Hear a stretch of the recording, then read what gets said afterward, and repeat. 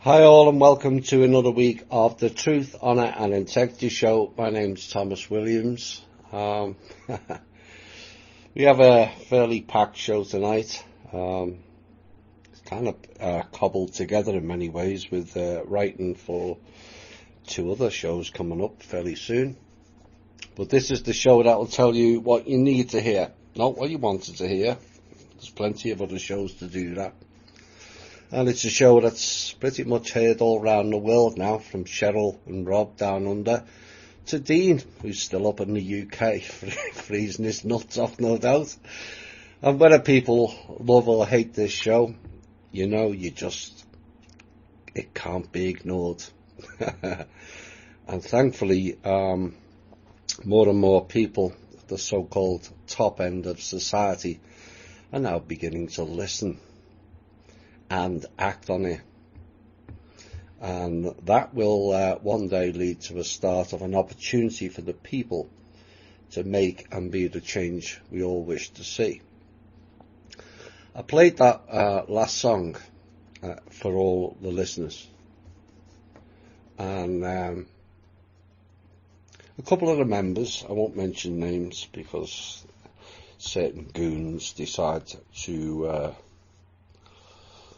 make issues, we're pushing it, and I want to say thanks to all the people who donated to the People's Club this month. It really is encouraging to see, and maybe on your next Zoom calls in your states, you can come up with ideas of how to take that project as such outside of the THI donors. You know, get people involved, get work people involved, get your family involved. It's only $1 a month or $1 a week, whatever you choose. And we can really get this moving. But I want to say thanks to you all. This coming Sunday and next Tuesday evening, we'll bring the next chapters of the series From Russia With Love Part 8. And it will be in two parts, A and B. Not 8 and 9. 9 will follow, we're hoping within the month. And I'm pondering on Sunday being at 4 p.m. Eastern Standard Time, which is 9 p.m. UK, to give the European people a chance to listen to part 1. And Tuesday will definitely be 7:30 p.m. Eastern Standard Time. Both are packed. The second more so than the first. And most of it will be new information to most people. There'll be lots of dot connecting again, and it brings additional proof of previous episodes in that series, particularly 1 through 3. So look forward to that. Roll with the changes. Changes rolled in 1 a.m. Tuesday morning, Eastern Standard Time, and 1 a.m. Eastern Standard Time, Wednesday morning. New waves rolled in. Ride them. Right, let's get into some news. We've got sub-intel before the next music break. There's no Q&A tonight. Some fairly lengthy intel and the usual op-eds.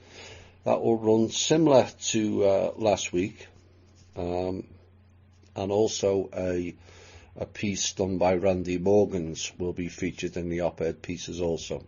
So plenty to look forward to. Right, let's get into some of what's gone on around the world. Mexico first. These are all linked in one way or another to a vast crime ring that involves agencies in this country and certain rogue politicians and elements. But the Mexico president this week has defended freeing the drug kingpin Joaquin El Chapo Guzman's son soon after his arrest, when Ovidio Lopez was seized at a house on a judge's warrant in the city of Caleucan. Cartel gunmen fought street battles with the security forces, and at least 8 people were killed and 16 wounded, with vehicles left burning in the streets. And the President, Mr. Obrador, said the decision to cancel the arrest on Thursday had saved lives. Surely that security should have been beefed up. That would have saved even more lives and arrested the criminal. But that's the way things work in that country, where the President and the government officials, politicians, etc. are all under threats by these cartels. And the senior security officials had decided on his release. The President said at a news conference that the officials who took this decision did well. He said, "The capture of a criminal is not worth more than people's lives." And a patrol of National Guard militarised police came under intense fire from a house on Thursday afternoon, and the Security Minister, Alfonso Durazo, said the security forces had fought back and found Mr. Guzman, but were then surrounded by gunmen and forced to retreat. Now, the Defence Minister, Mr. Sandoval, told reporters the operation had been badly planned, and 5 cartel members and a National Guard policeman are among the dead. Fighters also attacked security forces in other parts of Culiacan, and bodies were seen on the street. And witnesses described scenes of panic in the city, which is a stronghold of the Sinaloa cartel, as families with small children fled from gunfire. It's unbelievable. Perhaps one day there'll be coordinated efforts as a solution with militaries from America, Canada, and some other South American countries, and rout these people out. They're a cancer on society. Where are we next? Ukraine again, and more resigned people. Outgoing Energy Secretary Rick Perry said Friday that his plans to resign, spelled F-I-R-E-D, are not related to the ongoing congressional impeachment inquiry into his role in the Ukraine affair, but because he wants to spend more time with his family. Yes, we've heard that frequently recently. Awful lot of politicians suddenly want to spend time with their family. Right, okay. And comments from Perry said he had plans to step down by the end of the year, and it came on the same day he and Energy Department lawyers told Congress they would not comply with a Friday deadline to respond to a congressional subpoena to provide information related to his work in the former Soviet Republic. Now, last week, the chairman of the House Intelligence, Oversight and Foreign Affairs Committees subpoenaed Perry to provide documents related to his role in the US energy policy in Ukraine and whether he was involved in decisions to withhold military aid. Now, Trump announced Friday on Twitter that he plans to nominate Dan Brule to replace Perry, and he is an Army veteran from San Antonio, Texas, and had previously worked in the energy sector, including as Assistant Secretary for Congressional Affairs at the Energy Department from 2001 through 2003. More recently, he worked as an executive for the Ford Motor Company and USAA.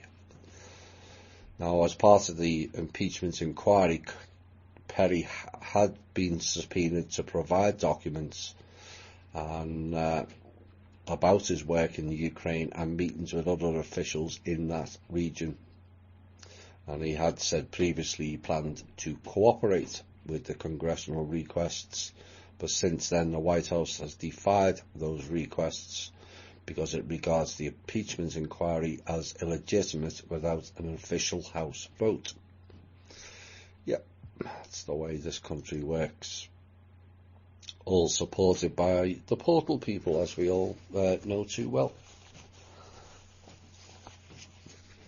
4 drug companies this week have reached a settlement at the last minute to avoid a trial, seeking to blame them for fueling the opioid crisis.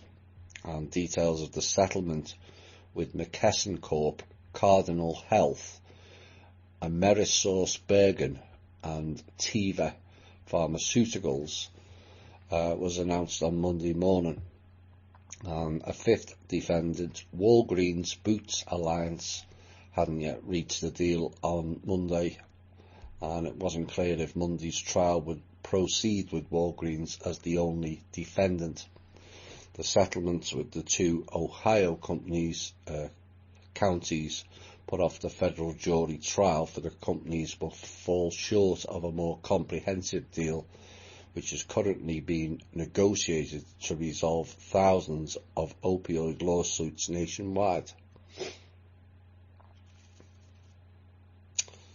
Ukraine again, and this time former US Ambassador William Taylor, a diplomat who has sharply questioned Donald Trump's policy on Ukraine. Funny how they never question anybody else, isn't it? And has provided lawmakers with a disturbing account, it is said, of events at the centre of the impeachment probe. Lawmakers emerging after the early hours of the private deposition said Taylor had given a lengthy opening statement with a recall of events that filled in gaps from the testimony of other witnesses. And they said Taylor kept records at the time of conversations and documents. Now, Republican Debbie Wasserman Schultz said Taylor drew a straight line with documents, timelines and individual conversations in his records at the hearing. And I do not know how you would listen to today's testimony from Ambassador Taylor and come to any other conclusion except that the President abused his power and withheld foreign aid, she said. Mrs. Wasserman flapping her gums again. Oh dear. Which means if she's flapping her gums like Pelosi and Anne, she's lying. Miss Wasserman needs to look closely at her own abuse of power, discrepancies and outright criminality before pointing fingers at others, methinks. You know, the sanctimonious arrogance of these people seems to know no bounds whatsoever, pointing fingers at others of what they've done themselves. It's a common theme these days. Nike has said Tuesday afternoon its long-time CEO, another one of the big CEOs going down, Mark Parker this time, effective of January next year, in a sign of the company's focus now on digital.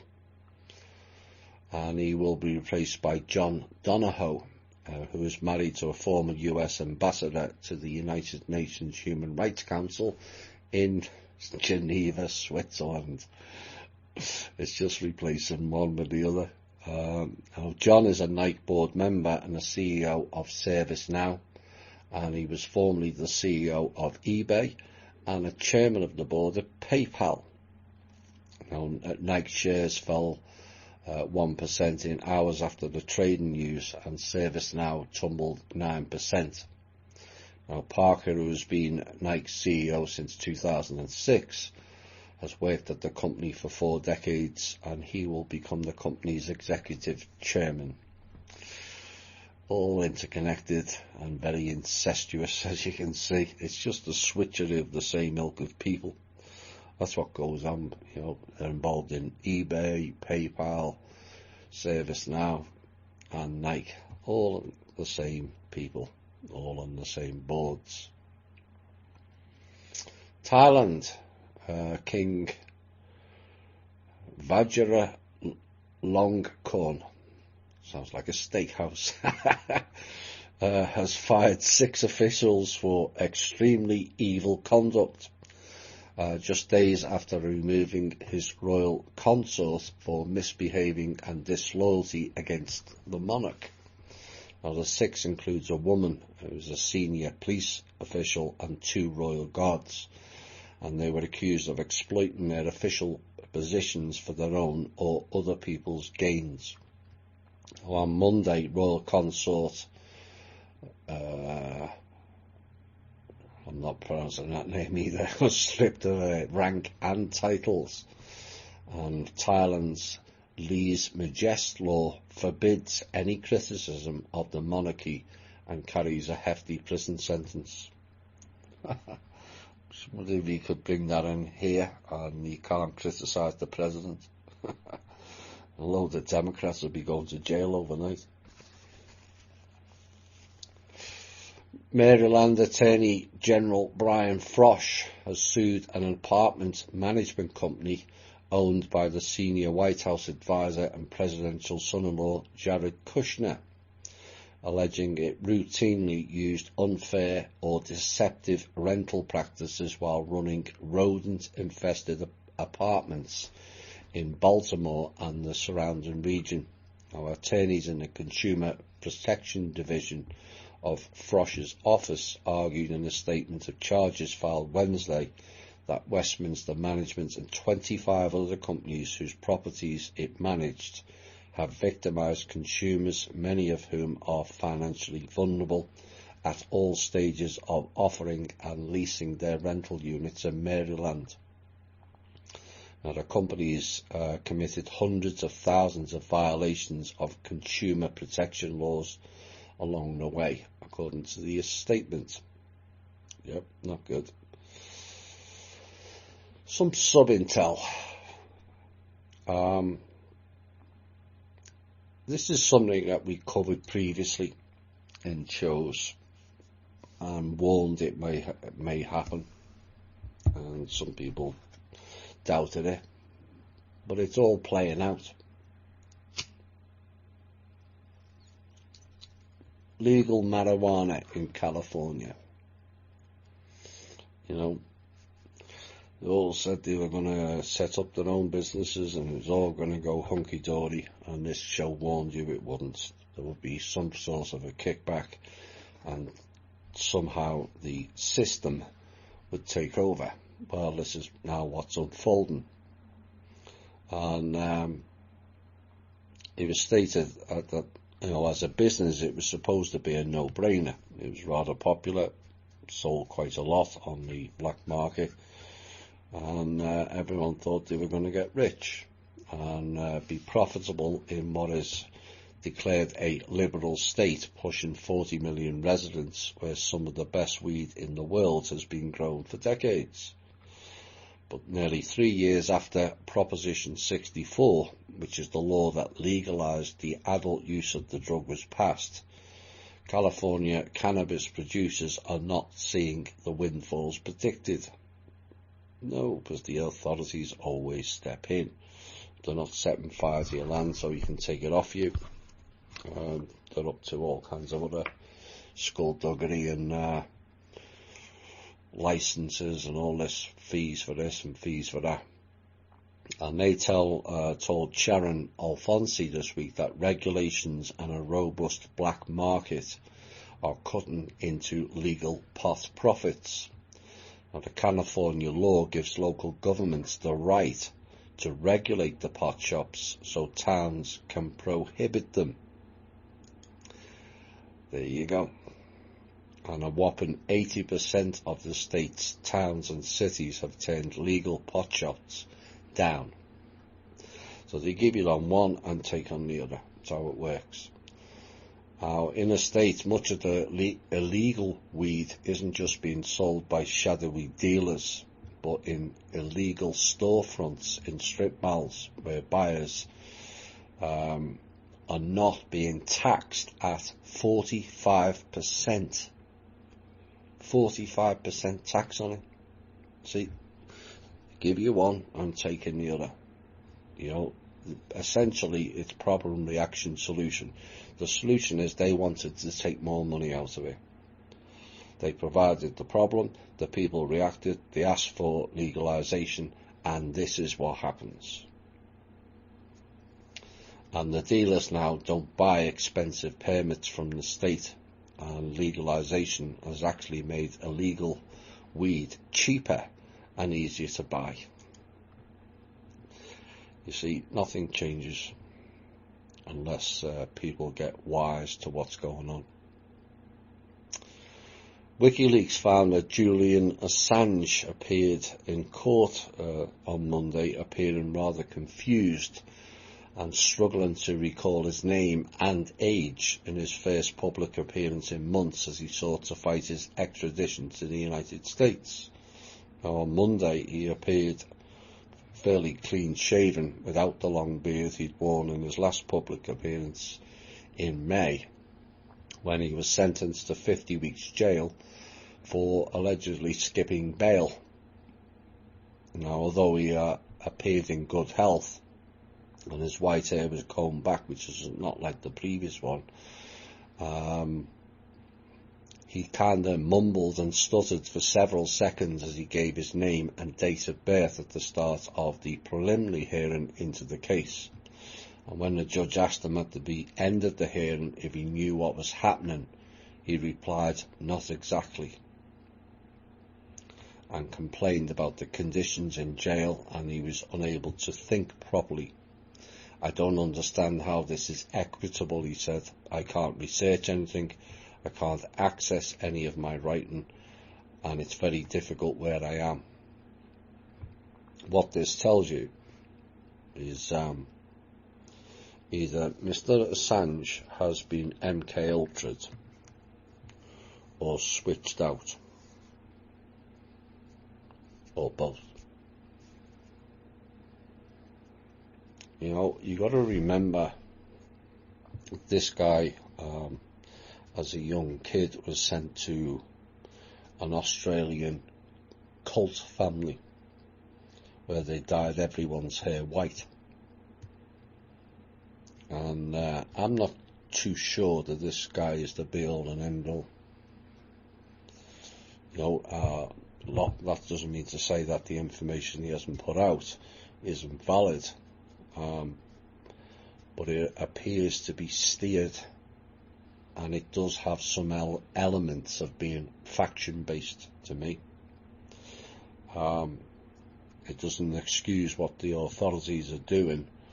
You know, it's funny how Julian Assange or Edward Snowden can put out all kinds of information and have to be held under house arrest or embassy arrest, and yet it appears that democratic officials can say whatever they like, release secret documents, hello Mr. Comey, and they are walking free. Something's not right. I'm not too sure we're going to get out of Mr. Assange what the alt media thinks, in my opinion.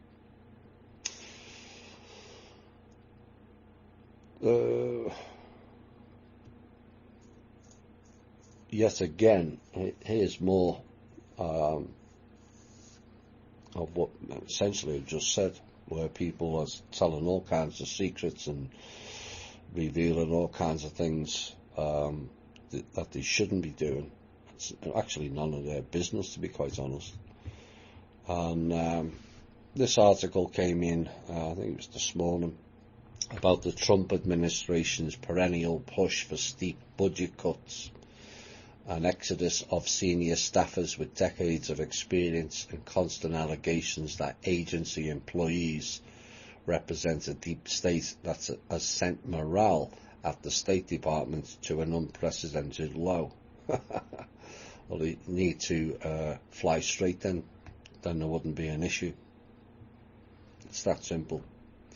On top of that, Mr. Trump has fired a senior diplomat after a whisper campaign mounted by his personal lawyer, Rudy Giuliani, and abandoned steadfast allies, it is said, in the Middle East to fend for themselves on the battlefield at the behest of the Turkey government. not quite. And current and former diplomats say the weight of those events is taking a startling and measurable toll on America's foreign relations and their ability to carry out policy set by the White House. And those diplomats are increasingly concerned that the White House and senior State Department leadership does not have their backs, particularly after Trump allies launched a whisper campaign that ended in the recall of Mary Yovanovitch as US ambassador to Ukraine. So it's okay if there's a whisper campaign on one side, but not on the other. This is a witch hunt beyond all reasoning. And they all went on, and they also worry that the president's decision to withdraw American troops from northern Syria, abandoning long-time Kurdish allies who fought the war against the Islamic State, will cause other allies to think twice about partnering with the United States. And they stated, we have squandered our global leadership, alienated our friends and emboldened our enemies, according to one US ambassador. These people talk out of both ends, don't they? And this is what these people don't get, although some of them are, I have to say, in conversations I had this week, is America has no friends. No. It has no enemies either. It's all an illusion. This Cold War with Russia, it was all an illusion. The Muslims are coming to get us. No, they're not. It's all illusion. And the idea that US ambassador said it's hampering our abilities to carry out policies. Oh dear.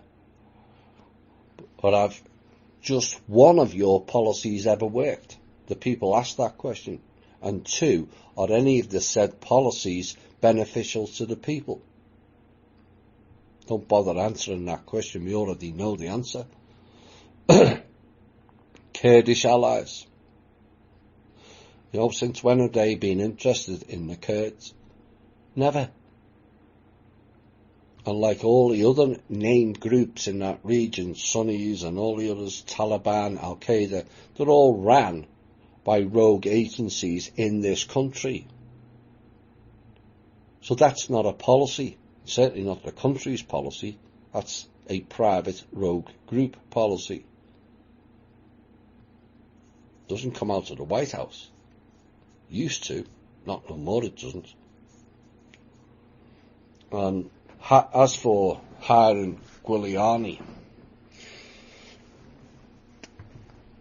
that to me is anything but a smart move. To me, he's like a chimera, half fox, half snake, sly and slippery. Canada. Oh dear. Canada. So you had all the elections, and Justin Trudeau has just been voted back in. This despite being mired in controversy, conspiracy, criminal acts and all kinds of other fun and games. He got in despite losing heavily on the NAFTA deal, despite bowing down to elites over the pipeline and trampling over the rights of the indigenous people there. He ditched election reform, and during his past 4 years elbowed a female politician whilst in the assembly building.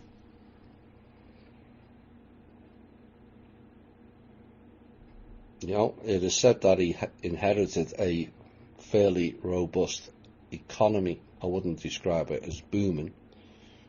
And he's been accused of squandering it, and accused of uncontrolled spending and tax hikes, making life harder for Canadians. He's also overseen a loss of 17,000 jobs in Canada this year alone. Claims of over-regulation, high taxes, and then you throw in scandals which includes prostitution, threats and bribery. And despite all that, Canadian people voted him back in. But the problem is the cabal. Right? No. Wrong. The Canadian people had a chance to speak, and they put that goon back in again. It's all sad.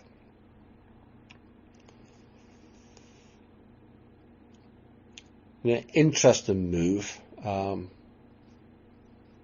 Financial giant JP Morgan hired more than 20,000 people in the US last year, and roughly 10% of them, or 2,100, had a criminal history, it is said. And it said if CEO Jamie Dimon's plans are realised, those employees will eventually be joined by many more co-workers with similar blotches on their record. And they announced on Tuesday, I think it was, several major steps to encourage second chance hiring for those with criminal records. And the bank is officially banning the box, it said, removing all questions about criminal records from its job applications. And it will steer more than $7 million towards organisations that provide job and life skills training to the formerly incarcerated. And it's also launching a new policy centre, a think tank of sorts that will design and advocate for regulatory changes around certain economic issues. And its first agenda item, reforming rules that effectively bar former felons from employment in finance and elsewhere. Well, I can only praise that move. You know, there's a lot of people who have been in prison or are in prison that would not be there under natural or common law. No harm, no crime. So that's a fairly positive move by JP Morgan. But given given the elements of criminality at the top end of that company for well over 100 years, it suggests it's not a particularly new venture, as they've kind of always employed criminals, have they not? They are at least trying. I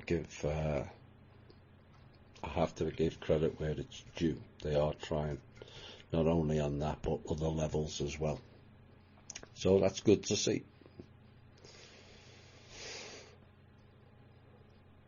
This is posted in the MeWe chat, and it's a short summary of a bill, S168, that has been filed in the Massachusetts legislature by Senator Martini under the guise of a solution to end human trafficking. Now, the bill, if passed, would require more professional licensure for more than 200 alternative and complementary holistic modalities that direct movement or work with energy in the body, which the bill defines as body work. Now, licensure would require training at state-approved schools for which no courses of study are currently available for these 200 plus modalities, offering no direct route to licensure for many of these practitioners. You see, this is an example how bills work in their world. It always has double meanings, it's always got hidden clauses and many sinister intentions. This is what I say, you have to read the whole piece, as the headline is often a lie. You know, end human trafficking. How does end human trafficking suddenly discount more than 200 alternative and complementary holistic modalities? The two don't mix. But this is how they throw these things in, like the Paris Climate Agreement, which we'll cover later.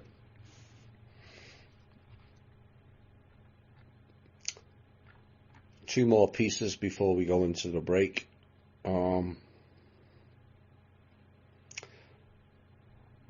Ukraine again. Let's highlight Laura Cooper, shall we? The Defense Department official who is scheduled to testify in the House impeachment inquiry about the US withholding military aid from Ukraine, while President Donald Trump sought the investigation of his political rival, Mr. Biden. Now, Cooper, who serves as the Deputy Assistant Secretary of Defense for Russia, Ukraine and Eurasia, was set to appear behind closed doors before the House Intelligence, Foreign Affairs and Oversight and Reform Committees. And her testimony had been scheduled for Friday but was moved to Wednesday. Now, the investigators want to ask Cooper, who oversees Ukraine policy, about why the administration withheld military aid at a time when Trump was urging UK President Mr. Zelensky to investigate former Vice President Joe Biden and his son Hunter. So Miss Cooper decides to step up from the DOD and give evidence. Funny that, isn't it? This is the same DOD who won't or never investigated on why their own department lost $2.3 trillion, as mentioned by Donald Trump on September the 10th, 2001, which, like the funds, was lost in another event which was to unfold the following day. But the real figure is not 2.3 trillion. The real figure is 23.5 trillion is missing from the DOD budget. All stolen off the American people. And we've got to ask Miss Cooper, where is the inquiry into that? So let's look at Miss Cooper's record, or past, shall we? Served in the Department of Homeland Security, studies in the very private, exclusive, elite Georgetown Club in DC. People ought to do really find out what that is. And also the Carnegie Endowment for International Peace, which has a think tank group with centres in Washington, D.C., Moscow, Beirut, Beijing, Brussels and New Delhi. Carnegie Endowment for International Peace. Since when have the Carnegies or any other bloodline family been interested in peace? You know, if they are interested in peace, why did they have a centre in Moscow? Of course, I thought everything Russian is very bad, and we can't be talking to them. And of course, the DOD itself continues to peddle all things Russian are bad, which is why we're dealing with this Ukraine issue. This Carnegie Institute is ranked the third most influential think tank in the world after Brookings Institute and Chatham House. Not done very well, have they? Seeing as the world is in such turmoil, and yes, I am being rhetorical, but these think tanks are not interested in peace, only division. That's the problem. Now, she described the Russian intervention in Ukraine as, quote, a brazen violation of international law. Really, Miss Cooper? Please learn some of our story, not his story. All those so-called Baltic countries belong to the Rus and Russia, before your think tank groups played divide and conquer with them all. That's why it said earlier, Ukraine, former Soviet. That means it belongs to them. And we shouldn't be meddling in it. Now, during a 2018 visit to Ukraine, she noted that Congress had authorised money for military aid, and she said that one of my goals on this visit was to discuss with the government of Ukraine what its priority needs are for security assistance. So she herself is involved in Ukraine as well. Why is she not being impeached? What's the difference? And she's employed by the American people in the DOD, and she's asking the country of Ukraine what its priority needs are. How about discussing aid for the American people, Miss Cooper? You know, it is our money that you're giving away in billions of dollars, all under the banner of aid. But in reality world, aid is called bribery money. Bribe off the locals. And it's convenient to support Ukraine because their elements of them are anti-Russian. But why are we anti-Russian? Does anybody ask that question? When was the last time Russia attacked this country? Who was it that came with food and aid and medical assistance for the two civil wars? Wasn't Britain, was it? Or France, or Germany, or Spain? No, it was Russia. They won't tell you that in school history, will they? On a prior assignment in the DOD, she had been, quote, an Afghanistan team chief, stability operations office, responsible for stability and security, yet again, like Ukraine, security assistance. And in 2004, she noted that to achieve these objectives in Afghanistan, quote, the efforts had to be enduring with no end in sight, unquote. Oh dear, she's a freaking prophet as well. No end in sight? How would she know that? Well, of course, it won't have an end in sight as these wars and these aid packages are money laundering projects. It's that simple. So let's investigate Ms. Cooper and the elements in the DOD, shall we, on behalf of the American people. She said the Ministry of Defence and the Afghan National Army need to be reformed and rebuilt to counter the resurgent Taliban, which are being funded and paid for by the same aid money. A police force was needed to combat crime, and the justice system had to be assisted to ensure the rule of law. Prisons had to be built, she said. The rule of law, Miss Cooper. The principle whereby all members of a society, including those in government, are considered equally subject to publicly disclosed legal codes and processes. Touche, Miss Cooper. Touche. Go Ogle has just trampled all over the alt media internet clowns and announced this week, it says, an advanced computer has achieved for the first time quantum supremacy. Oops.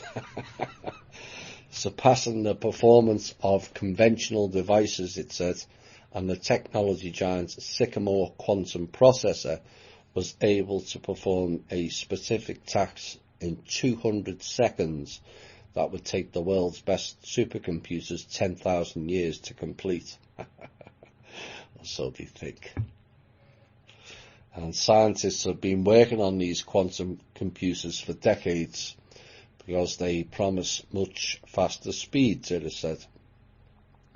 Now, in classical computers, the unit of information is called a bit and have a value of 1 or 0, but its equivalent in a quantum system, the qubit, can be both 1 and 0 at the same time, and this phenomenon opens the door for multiple calculations to be performed simultaneously.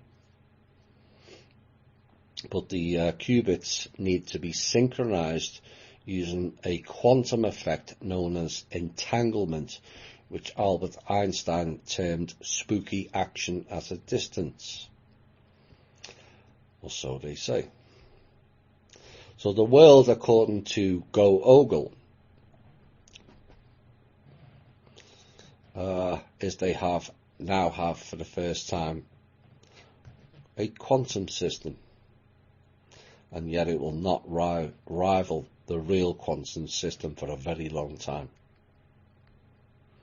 But as I said, what this does say is it exposes the lies of the alt media personalities that have said they have had several quantum systems in the past 12-18 months, when Go Ogle has just announced it's only just achieved that status. Lies everywhere, it seems. Go Ogle also just announced it was going to start charging for data storage cloud services. Oh my. And are pushing millions of people towards either paying for their cloud or lose all of their data, like emails, pictures, documents or videos. There's always the hook, isn't it? Hashtag boycott Go Ogle, if you ask me. We'll be back with the intel. Who made who? To all the agencies and banks and bloodline families that got that message this week. I hope you enjoyed the replay. Right, let's get into some intel. Some of it's amusing, some of it's mind-boggling, and some of it's signs of improvement as well. But first thing I'm going to mention, there is no evidence to support Operation Black Eagle, which is a control system group. Black Eagle, Black Dragon, Black Trust, etc. That's being posted around the internet at the moment. Now, last week we mentioned about Langley blocking the transfers. And some in Langley admitted that this was the case on Friday and said on high it has taken measures to correct this issue. Oh, to be a fly on that wall. I hear some contractors are not too happy their own people are blocking them from getting paid. Oops. Also part of that blocking was GCHQ and its partners under a program called the Gatekeeper Program. Now, supposedly they were waiting for one more key code, which all the world appears to have the codes, except none of them work. None, apart from the trust, which they all found out this week, again, but at least it went to a wider audience. And they all thought, or were told, that that code was internal and it was to come from them, and to hang on and let's wait and that they will issue it. Except they never. That code comes from Kim and she sent it on to those trying to work through this banking standoff. Now, once that hit and doors opened, shall we say, that caused a great opening of bowels globally. Well, at least they came out the right end this time. It normally comes out when they flap their gums. That sent a fairly tardy shockwave, as more and more people have now seen the codes. Not that they can use them, but it proves what we've been saying all along. Much work has been done behind the scenes. Much of it I won't speak about. But there's a lot of people trying to push this forward now. An attempt this week, yet again, was made out of Belgium, South Holland, as it's really known as, to leverage all in-ground resources and the birth certificates again. That's where they're housed. And this is, was attempted to be done by the ANA, ANNA, and also the XN system. This was blocked. Pelosi can't seem to speak in the House and can't stand up sometimes, and yet turned up in Jordan this week and is illegally negotiating deals. Oops. Now, as the Speaker of the House, she has no legal right to negotiate with foreign heads of state. None. Where are the portal people? Where is the outcry over that? No headlines of Jordan collusion or pressurising or bribing a foreign head of state in Jordan, is there? Oh no. They can do what they like, it seems, but Trump opens his mouth on the phone. I can sing happy birthday, and somehow it's turned into collusion and impeachment. Where's the top officials, and why aren't they dealing with Pelosi?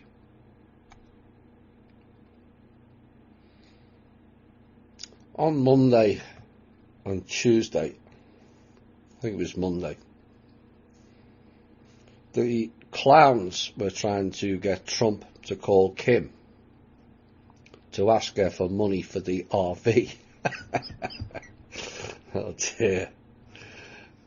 You can't make this stuff up. And some of the figures they were requesting just bordered on the point of ridiculous. And that's a sign that they've lost.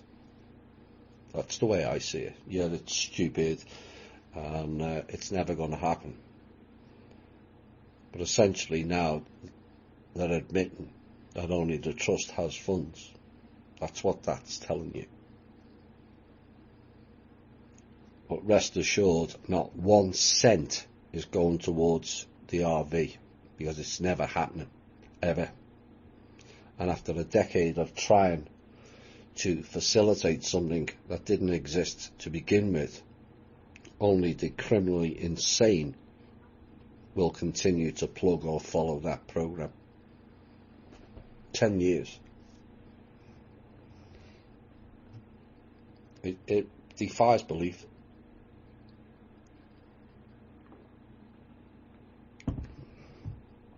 So here's a play-by-play point of what happens with these negotiations, and we'll call it clown logic. Step 1, we have no money. Step 2, ask for money. Step 3, refuse real money. Step 4, request issue of non-existent money program. Step 5, told there is no money in that program. Step 6, ask the real money person to deliver the non-existent money program. 7, stomp feet after they are told it's not happening. 8. The loop. Repeat cycle again. Clown logic. Next item. Tuesday. Oh dear. Tuesday brought an opportunity for the Federal Reserve to see all the documents which I've seen previously of all the in-ground assets all over the world, and all of them have liens on them, every single asset. Those liens are all owed to the trust, not some rogue organisation, dragon group or bloodline families, all claiming it belongs to them. It doesn't. And it's payback time on those liens, or it's foreclosed on. It's that simple. Now the Fed spent quite some time going through all the liens on the in-ground resources, like I said, all of which was pledged to the trust. And as none of them have paid back any of the liens on funds that they took out of the trust, then the only organisation that has any assets, in-ground or otherwise, is the trust. The Federal Reserve are now fully aware of it.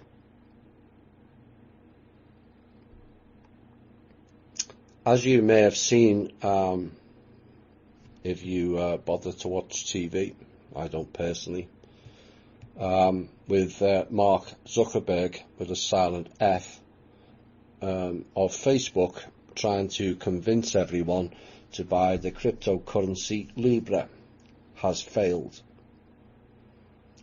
All the former G20 and all the money transfer programs have all refused to buy into it or allow it on their platform. Bye.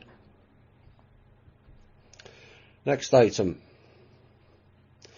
The globalists then decided let's repeat a former attempt at leveraging money and hope the minions that follow them don't remember the last attempt that failed, and the perpetual money cycle program loop continues.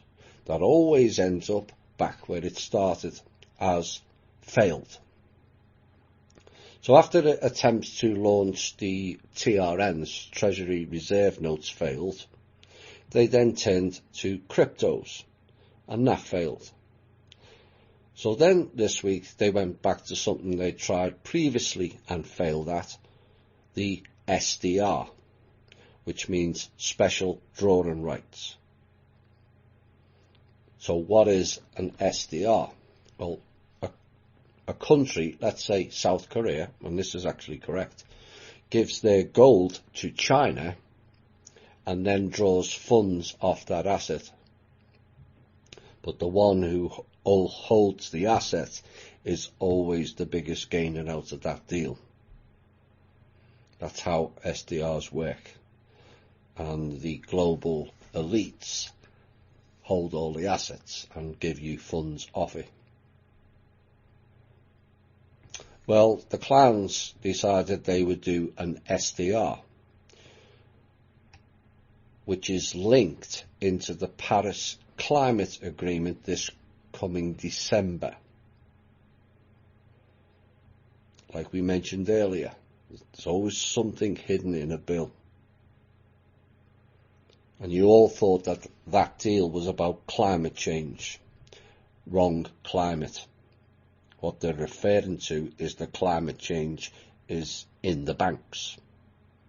And essentially, all countries signing up for that deal consigned their country to hand over all in-ground resources to the IMF, the UN and the World Bank, all stated to pay for climate change, a except it's not.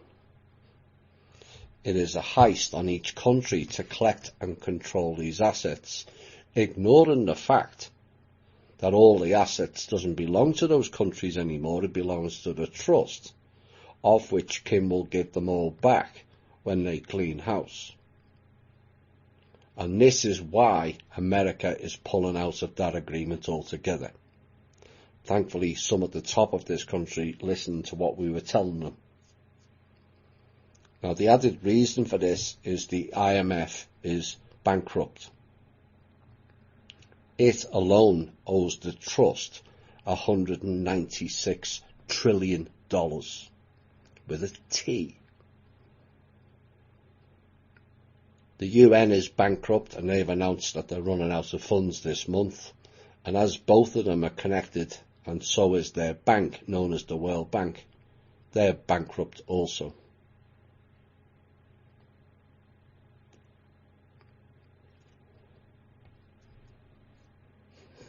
So the IMF, who's running around the world telling people, give us money, less than 12 months after telling everyone to ditch their currencies, which if you have no currencies, you can't have a revaluation of currencies and do an RV. There you go, talking common sense again. They told everyone a meeting in London last November, 134 countries, I think it was, to ditch their currencies and go with the crypto fresh air tokens, which have failed. Now they're telling countries this week to buy SDRs. Buy them.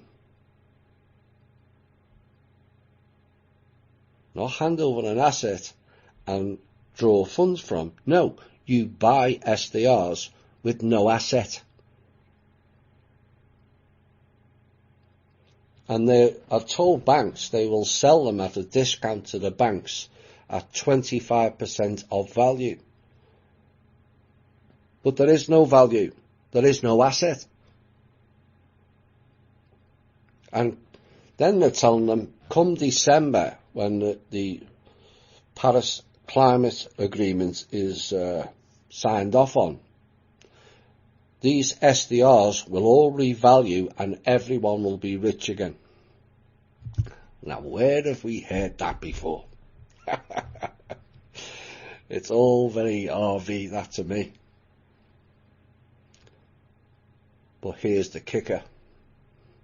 One bank actually turned round and said, I thought the idea of an SDR is you give us the money, not we buy it. And then the kicker, listen closely.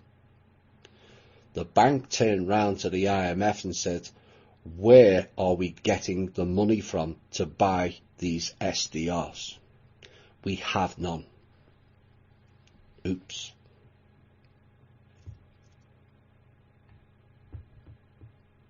Banks have no money, that is stating.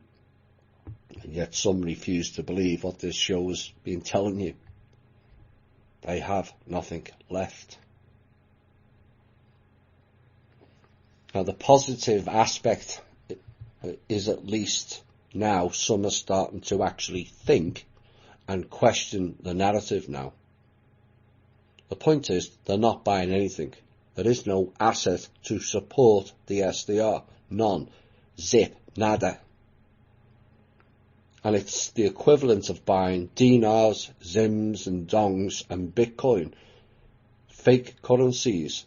And they get you, they sell it and take your real money off you and keep themselves going. That's all they're doing. Just keeping themselves going. And all of it's fake. And many are now seeing through that illusion. Many are now learning the knowledge both Kim and I have put out in the shows and are asking questions against the official narrative. That is real progress being made. And if we keep doing that, the final turning point cannot be that far away. Final intel item. This week, Kim sent over $150 billion to liquidate the Fed and some banks, which again included and was agreed to the 2% fee owed to the trust, which is for operational costs, and the balance of which will fund some of the projects and got them started. Until in rocks Lee Kwan, who must be valid because he has a Chinese name, you see. And that seems to be the thinking with these establishments. And blocks it and tells them to not accept the transaction. Oops. No one asked, did this Lee Kwan have the authority to do that? Or under whose directive? It beggars belief. You know, this is a national security issue right there in your face. And what are the security authorities in the main doing about it? Nothing. Sadly, as we know too well, there's a whole chunk of them that are in on it, that's why. But this is beyond ridiculous and requires actions to be taken, in my opinion. So, Kim pulled all the funds back. But progress is being made. More people are now seeing through it. Now, following that interaction, Kim the trustee will no longer be known as Kim, but Mi Kung Po. Yeah, that's right. She's now known as Mi Kung Po under the title Empress the Chinese Younger. Maybe then some of these clowns will listen to what she's saying. Hi all and welcome back. Yes, Kim's now known as Mi Kung Po, the Chinese Younger. Not the Chinese Elder. Better than holy fuck, I suppose, because that's a common saying when you listen to some of the stupidity that comes out of these people's mouths, or rear ends, as the case may be. Same outcome, really. It defies belief. You know, anything but a Chinese name, and if let's all bow down. Why? What has China ever done for this country? Apart from loot it. And that's nothing to do with the Chinese government either, or its people. It's the clowns that are representing that country, like the Black Dragon, Kuomintang, etc. Unbelievable.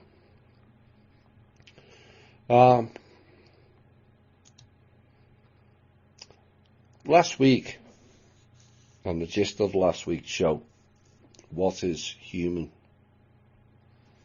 And that piece, and the gist of it was, or what it was saying, is no matter which level, label, box, country, awake or asleep, wealth or not status you reside in, all levels really have no discernible difference from anyone else, in terms of actions at the very least.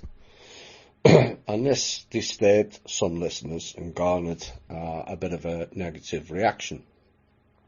Some felt the show wasn't upbeat or positive enough and was declared negative. But this show is not entertainment. It's just not. It's real life, it's reality, and it will not be sugar-coated. because some won't face reality. You know, we have to face reality, all of us. No one can genuinely dispute or put a counter-argument up against that piece, because deep down you all know it's true. And once we all accept that fact, which then recognises we have a problem, because currently that problem is always somebody else's issue, then we can come up with solutions to correcting the problem. You can't fix a problem fully with parts missing. You know, there's a common theme that has been used by us all in the alt media to put up the control system as a pyramid with various entities on the upper levels, and we the people are the foundation of that pyramid, the bottom layer, which is largely true.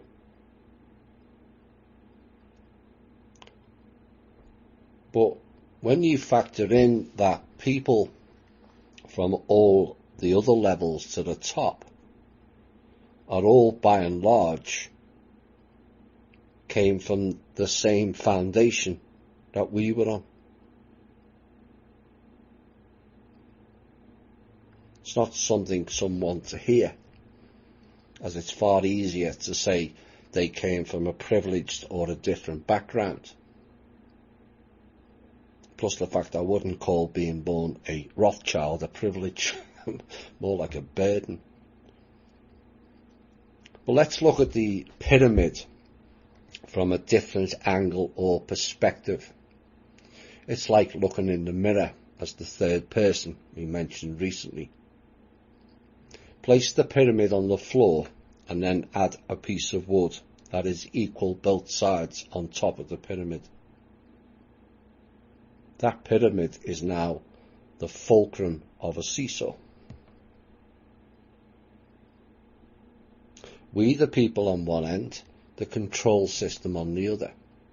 Which way does the seesaw go? Well, currently, although not as much now, the seesaw end with the people on is tipped on the floor, which puts the control system above us. And so how is that corrected? Well, it's corrected by those at the bottom lifting themselves up and rising up the plank towards the fulcrum, the pyramid, which is exactly how the pyramid was created. The key then is the climb up with a different perspective or ideals, or will you go down and join them and become the system, or change you and become part of something bigger than yourself? You know, all of us have been lied to, even listening to the people in the intel portion, the Federal Reserve, JP Morgan's, several other state departments. We've all been lied to. And we all lie to each other. All or most of the key aspect to his story is false. And either we see in the mirror or follow the illusion in the mirror, the latter of which has failed repeatedly. Now, some are all too content to focus on the reflection and the subsequent deflection and not introspection, which is what is required by the all. And for those hard of hearing, that includes me. You know, shadow and inner work cannot be fixed by fake online spiritualists or new age bullshitters. They cannot do that for you. Only you can do that. And doing it for you is following the illusion path. Hundreds of dollars later, you're back where you started. Why? Because you haven't done it. and all you're doing is playing the loop. It's a tough process, and it brings many rewards that far outweigh pieces of paper.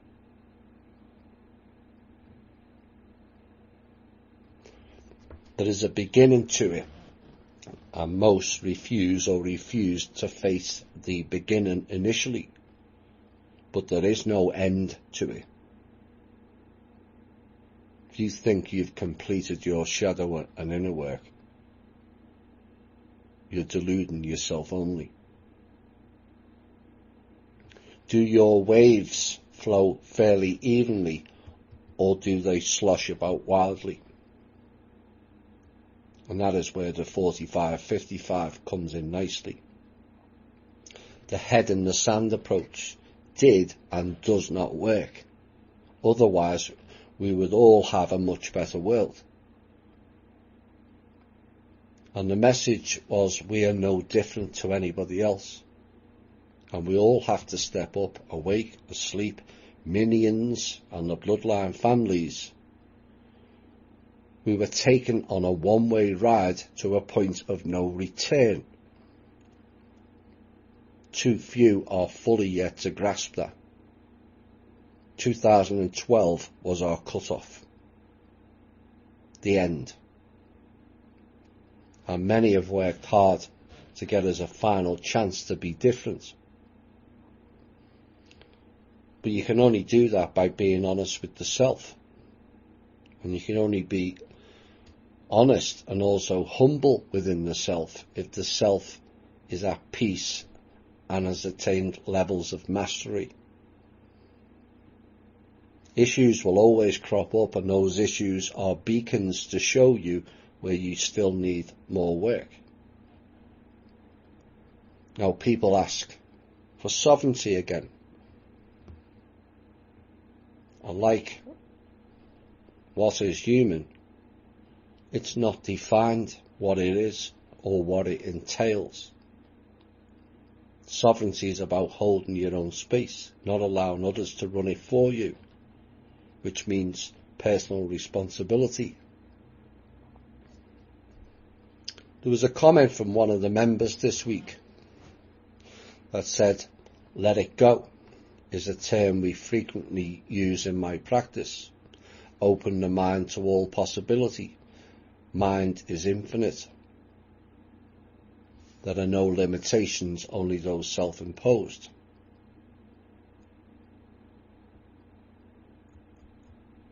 It's the heart that's infinite, not the mind. But the message was correct. And it also went on and said, that is at the essence of Aikido. Let go. Become one with source. Have vision. Become the kind of human you choose to be, and build the life and society you choose based on a foundation of love, and protect all creation. Help all things grow and develop. And as the writer of that piece said, I've got my work cut out. We all do. Now the key is to put that practice to work and gain mastery. You know, I never particularly liked that term. Hang on a minute, let's take that off. The term practice. It always disturbs me that they called the doctor's work centre a practice. A practice is for the non-learned, is it not? It's all in the words. But we're all still learning. That is called progression. The old learning ways was stagnation. It was designed that way. Now, if you stagnate on linear time, you go backwards. If you're on vertical time, you stand still. Now, most people currently operate on linear time. But like the seesaw analogy, the key is to climb, not stagnate. I hope people grasp that analogy. Very soon, in fact, in some aspects, it's already underway. Humanity will face their very own D-Day and their version of the Dunkirk landing, where we come out of the sea, having been declared dead at sea under the maritime law. A sea with all its fury surrounded by a mist of fog, so no one could even see the beach, never mind landing on it. And that fog is now clearing rapidly for many, and the beach is in sight and also in reach. Now once you've achieved that and are now out of the sea and away from all the sloshing about of the waves, endlessly tossing and turning, frothing at the beach, undecided whether to land or go back into the sea of illusion with the masses, you will run a new gauntlet up the beach. Will you avoid that by putting your head in the sand and subsequently be washed out to sea again? Or plough forward regardless? But running up that steep and hazardous beach with people firing at you, not with guns or bombs, but with words, lies and projections thrown at you, all designed to pull you back into the swirling, frothing mass of the sea.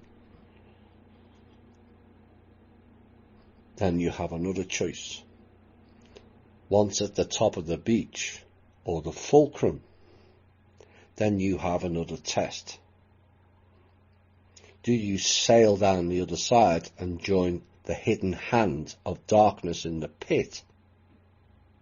Or do you become the non-hidden hand and reach out and pull others out of the sea of discontent?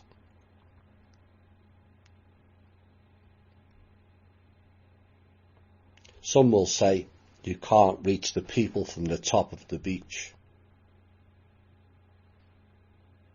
I will say not on your own you can't.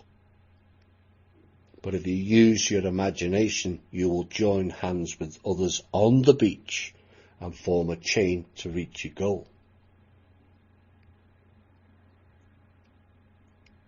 I hope people grasp that analogy. Whether you are on the land or the sea, essentially we're trying to create a new blueprint of what it means to be human. All other attempts failed. Why? Because they repeated the same process.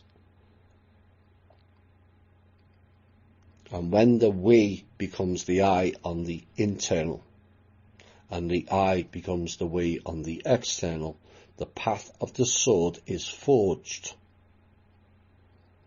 We all fell for the sickness. That is why the word is called illusion, because we all became sick on it. We need to end the illusion. Next piece. One thing I need to address and guarantee is I will not be wasting the trust funds placed in my care. We are not repeating the failed serpent guardians and the failed dragon guardians on my watch. This is life force energy, not pieces of paper. And it will be used wisely, and all on the team will guarantee that, not just me. The trust is not some hopium or jubilee, it's hard work to step by step correct all the ills, and there will and has to be priorities. There are too many vulnerable people, sick and homeless in this country alone, and that has to stop. To then give them a chance to participate in it as well.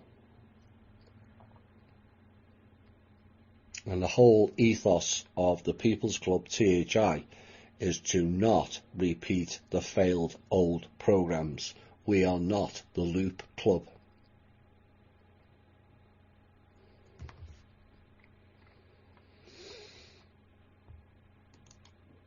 One of our members,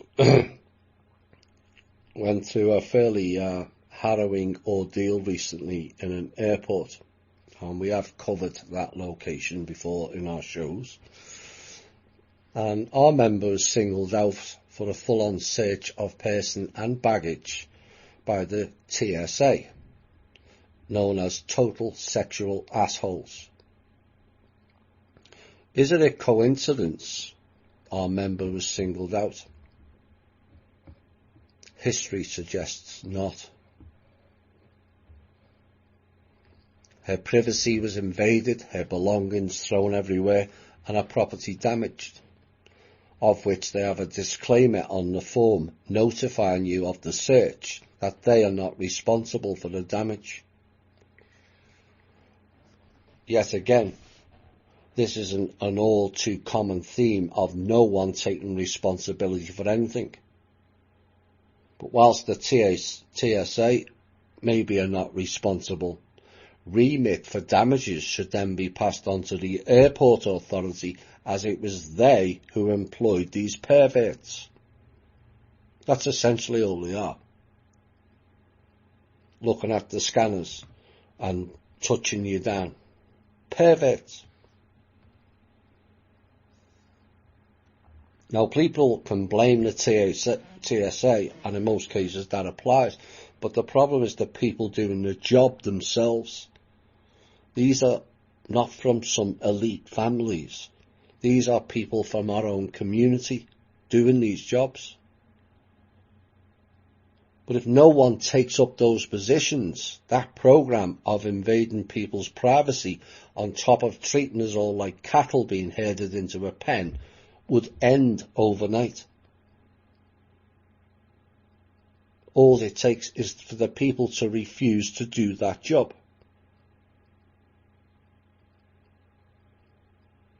It's like the violent police officers.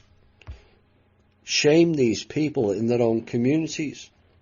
Let them know that they're pariahs within our own community.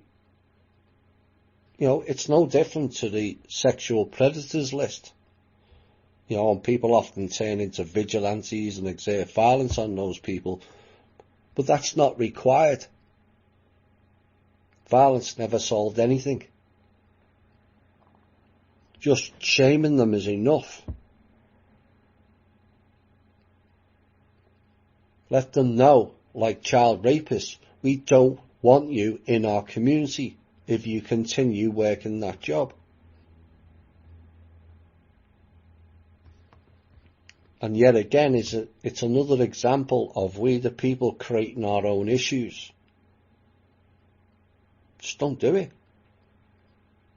Another method is just don't fly. If no one flies, no airports, no TSA, problem solved. And our sovereignty restored. And that's the kicker. We'll be back shortly. Hi all and welcome back. This next piece was written in whole by Randy Morgans. That carries much value, validity, and the all too rare common sense approach to this subject that has become as much of a parody as clowns in the circus. This was his piece. Tom DeLonge's To the Stars Academy, TTSA, is the next phase of navigating the UFO landscape, or should we say, managing it. Now fronting the operation is Christopher Mellon. Same family, yeah. A former Intelligence Undersecretary of Defense, a member of the wealthy Eastern Establishment Mellon family, and a Rockefeller minion. Christopher Mellon like many family members before him, has long-standing ties to the US intelligence community and also the DoD. He spent nearly 10 years as the staff director for the Senate Select Committee on Intelligence, and in 1998 he became the Deputy Assistant Secretary of Defense for Security and Information Operations. Then in 1999 he became the Deputy Assistant Secretary of Defense for Intelligence, a post which he held until 2002. And then after leaving the DoD, he became a Minority Staff Director for the Senate Select Committee on Intelligence member for Senator J. Rockefeller. All connected, you see. Mellon and the Rockefellers go back near 100 years. Or over, you know. Now, whilst DeLong's rock star cred as the former frontman of 90s pop-punk band Blink-182 and his "Aw Shucks, look what they've showed me" form of soft disclosure, blended with the 1950s sci-fi reverence to travel to the stars, jump-started TTSA, it is Mellon who now lobs the long runs into mainstream media slots. Now, the Mellons have long been useful in shepherding cult movements into the mainstream. It was Mr. Mellon's aunt, Peggy Mellon Hitchcock, who funded the famous Millbrook LSD experiments for Dr. Timothy Leary back in 1963, an MK Ultra program that produced what became the hippie Woodstock generation and one of the largest generational mind control experiments in history. Ms. Hitchcock, by the way, was also the first wife of the late Walter Bauart, author of Operation Mind Control. With ufology in a free fall over the last few years, largely due to the pollution of UFO conferences by pseudo-disclosures like David Wilcock and the regrettable Corey Goode, the falling fortunes and credibility of figures like Stephen Greer and Stephen Bassett's yawning citizens' disclosure hearings, the ongoing moral disruptions inside MUFON, as well as the ageing demographics and loss of conference staples like Jim Mars and Stanton Friedman, ufology has been grown long in the tooth, and still short of ever proving much beyond some dubious Roswell trinkets and grainy photos. Now, Mellon, with his aristocratic chisel looks, snappy suits and ready-made resume, is airtime friendly and capable of the New York Times op-ed piece sizzle that can engage the skeptical edge of intelligentsia. Largely drawn off his stock of declassified military intelligence data, Mellon has appeared on major media outlets with recycled data that sounds amazingly newsworthy. Yet behind the wagging news heads lies a small but lucrative corporate structure with a vertically integrated entertainment and licensing division, an ambitiously funded university materials research project, and an anticipated public stock offering, all tied to the ever-looming big challenge to solve the UFO enigma. Adding to the roster, we find James Semivan, also on the board of TTSA, a former ex-CIA agent. Where have we seen this before? Hello, Robert David Steele, who describes his career as, quote, a wonderful 25-year career, working briefly for the Directorate of Science and Technology, and then later transferring to the Directorate of Operations, the clandestine service for the bulk of my career. His bio reads, Jim Semivan retired in 2007 after a 25-year career in the CIA's National Clandestine Service, in other words, masonry. At the time of his retirement, he was a member of the CIA's Senior Intelligence Service. Jim served multiple overseas and domestic tours along with the senior management positions in the CIA headquarters. And he's also the recipient of the agency's Career Intelligence Medal. Finally, the icing on the cake in the spookiest way is Luis Elizondo, a retired official at the Office of the Under-Secretary of Defense for Intelligence. Interestingly, the same department claimed by Mr. Mellon. Connecting dots. Oh, we love that. Mr. Elizondo, however, makes even higher claims of being the director of a government UFO program known as AATIP, for Advanced Aviation Threat Identification Program, allegedly an unclassified secret investigatory effort that is funded by the United States government to study unidentified flying objects. Now, that alleged program, as presented, resembles one championed by Nevada Senator Harry Reid in concert with defense contractor Robert Bigelow. Bigelow, interestingly enough, purchased the famous paranormal site, the Skinwalker Ranch, for $200,000 in the mid-1990s and sold it in 2016 to an anonymous real estate holding company called Adamantium Holdings for $4.5 million.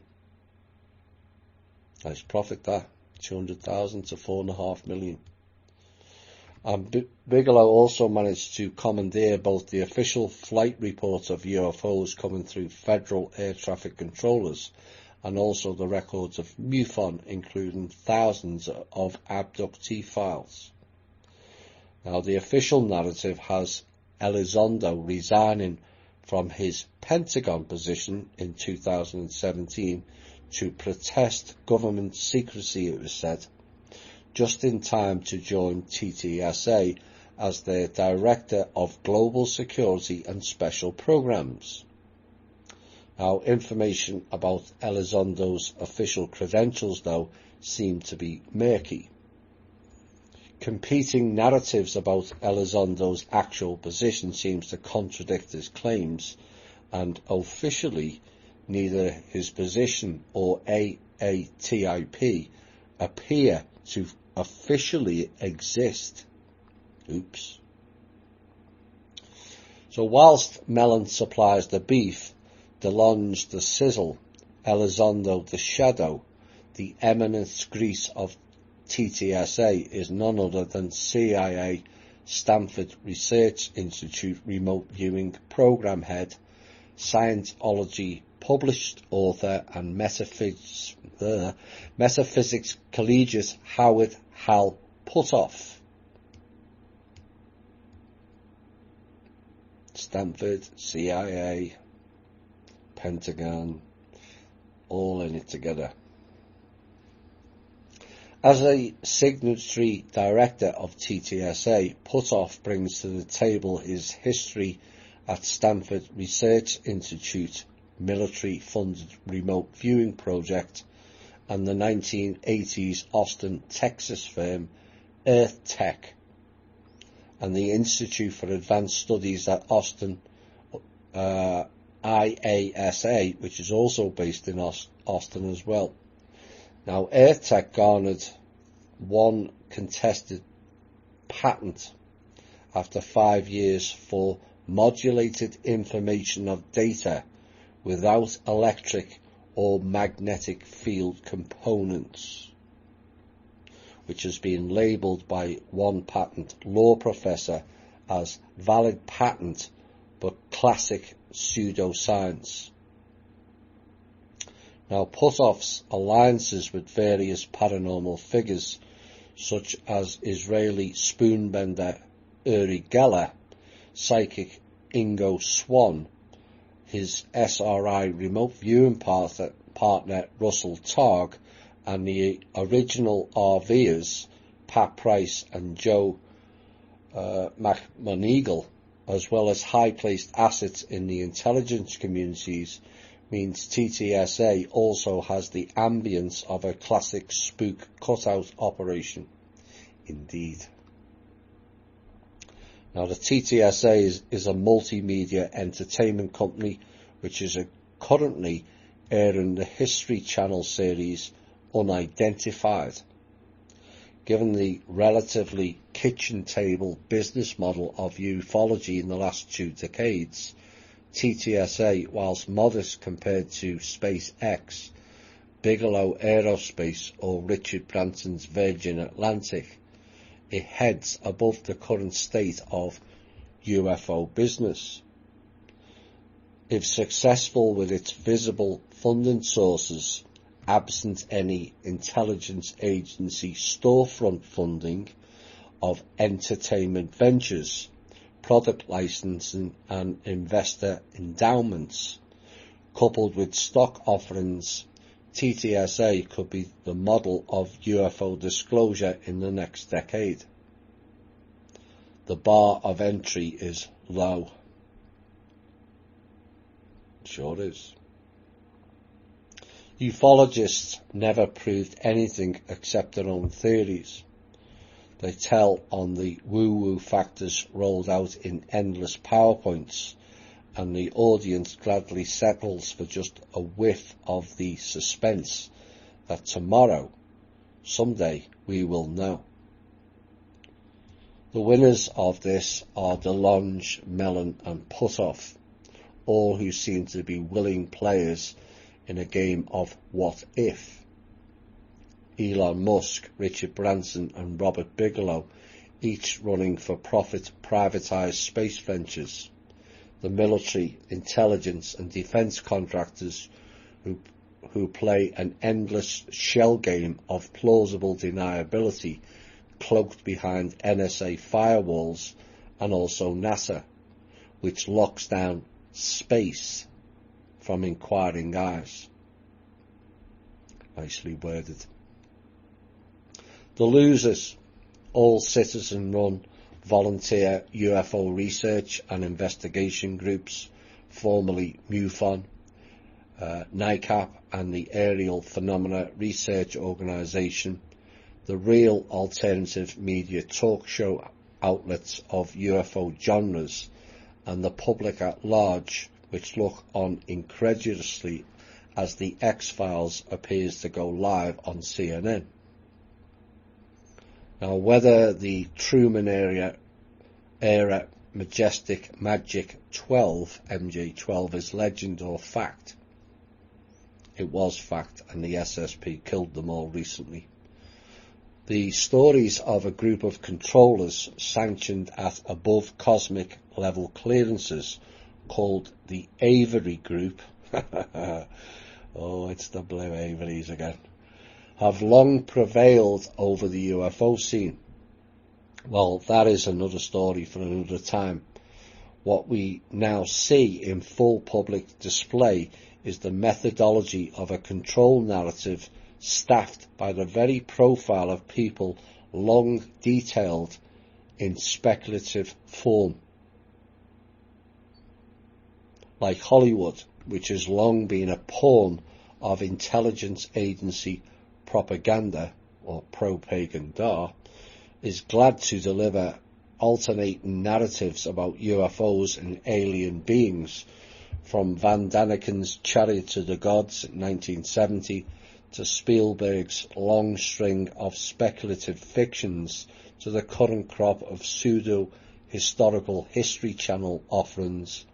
Few, if any, ever take on both the anecdotal, testimonial information of people who have experienced encounters with UFOs, Travis Walton's Fire from the Sky being an exception, and the hard evidence of the tens of thousands of photos, videos and crash sites which remain secreted in the bottom drawers of researchers. TTSA manages to hit the balance between show business and high-stakes aerospace, with the added glitz of rock and roll space boy appeal to bring in the Generation X's and beyond. But on closer examination, what TTSA really represents is an amalgamation of the same old narratives and exploits. The presence of the Pentagon and the intelligence operatives using mainstream media to expose what is essentially the same story for nearly 3/4 of a century, fronted by credible, staged mouthpieces like Mellon and Elizondo, is now just a current from facing operation to contain any actual disclosure. Employing compartmentalised government military structures, private corporate contractors and black budgets as a pretext for insider information is an old ploy as well. The models for this form of entertainment seldom vary. Song remains the same. The Gaia TV, David Wilcock, Corey Good Cosmic Disclosure franchise proved again that wild concocted narratives can coexist with establishment figure whistleblowers, that moving demographics and tweaked New Age spiritual concepts from Edgar Cayce, Carla Rucker's Ra Law of One, L. Ron Hubbard Scientology and the Raelians, etc., continue to roll out endless versions of the same scripts, of externalized metaphysics, nuts and bolts craft, hostile benevolent ET figures, and a shadow government veil of secrecy X-Files. There is no discernible difference between TTSA and Good Wilcock's Above Majestic, as both are entertainment, entrainment, packaged for an audience that is receptive to the memes. Nothing different except the size of the theatres. That was Randy Morgan's excellent piece. And as Randy so eloquently pointed out,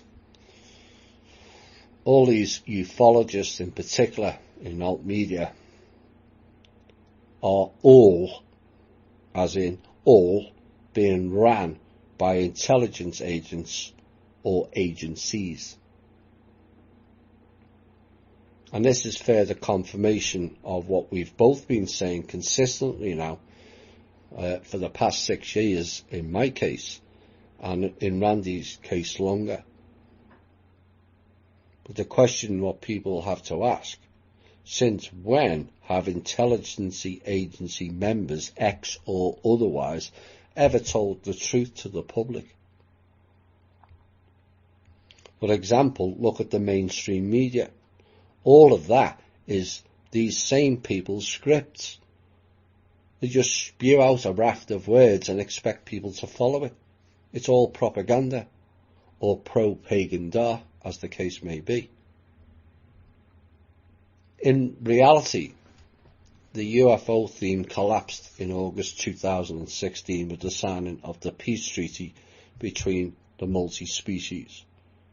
No more abductions, no more interference, and no more using us as food products. No one new with information since has come forward. And as Randy said, it's all just a rehash of very old information. Most of what passes off now as ET crafts in the sky and oceans are the SS small p. And no, they are not on humanity's side. despite agency-based assets in the alt media telling you otherwise. Talking of rehash, the latest in bullshittery coming out of the Camp David and Corey Good. Corey, the man who can be whisked by a blue orb all the way to the Kuiper Belt in a second, and yet requires $12,000 off his listeners to move house in the same state, have now launched what is called the Cosmic Secret Movie. Ooh. But what's so secret about it? When millions around the world already know. You know, it's not very secret, is it? All the tribal people will have told you for decades. You didn't listen. But take a close look at the symbolism of the artwork promoting that movie. It tells you all you need to know. The six-pointed star, the Egyptian pyramids, and the hidden key of Solomon in the O in cosmic. And when you add in that these two clowns are promoting Ra and the Law of One, and it all connects the dots what this cult group and their intelligentsia are up to. Blue chickens indeed. Blue chickens in the sky. You notice that narrative's vanished since Randy and I turned the heat on that narrative. It doesn't get mentioned no more.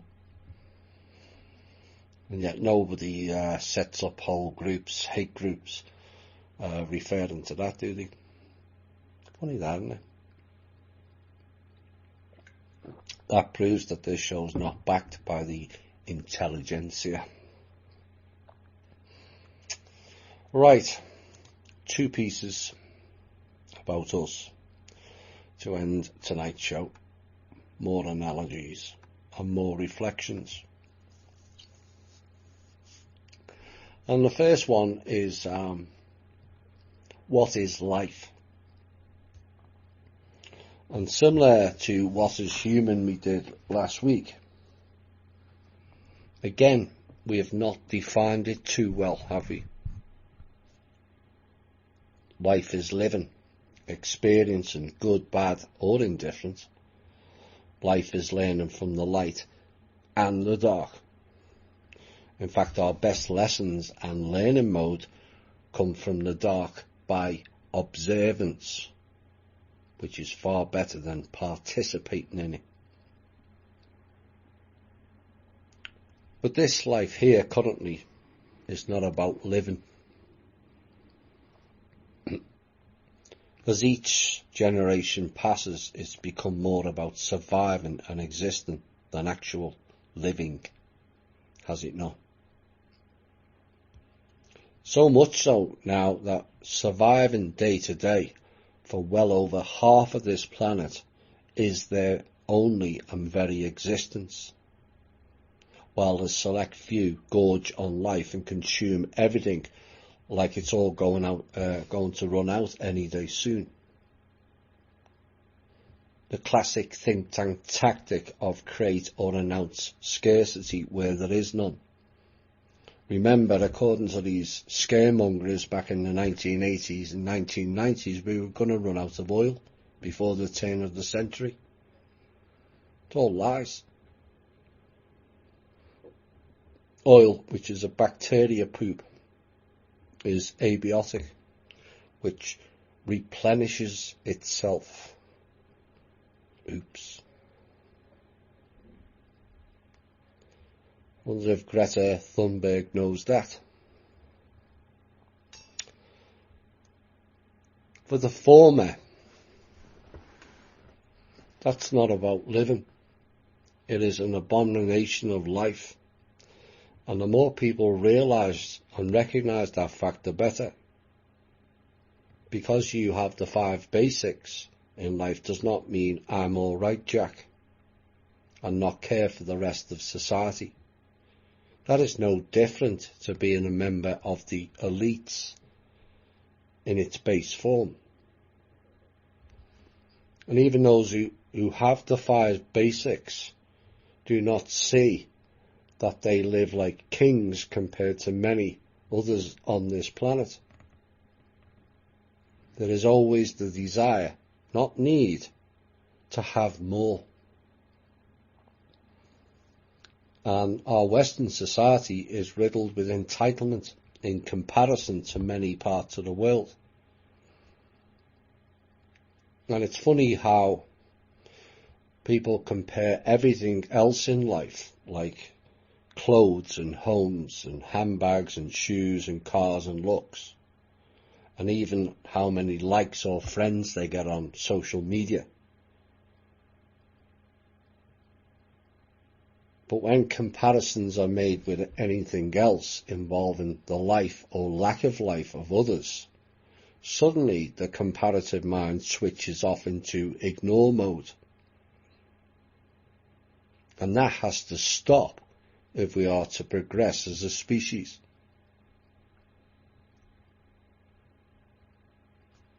I'm going to repeat some figures. There are some new ones in this. So let's switch back our comparative mind for a second and absorb these figures and comprehend what they are saying about us as a collective. 838 million don't have enough food. That's 1 in 9. 785 million don't have clean water. And here's a figure that will surprise many.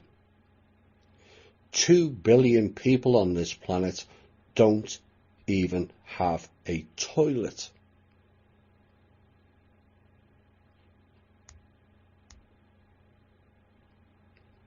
$1.3 billion have no electricity. Adequate homes. The last time the global authorities supposedly tasked to deal with this and bothered to even check it was back in 2005. What was recorded then is 1.6 billion people didn't have an adequate home. Suffice to say, in the last 14 years, that figure is much higher now. 58 million children have had no education. 876 million adults are illiterate. And 4.4 billion don't have access to the internet.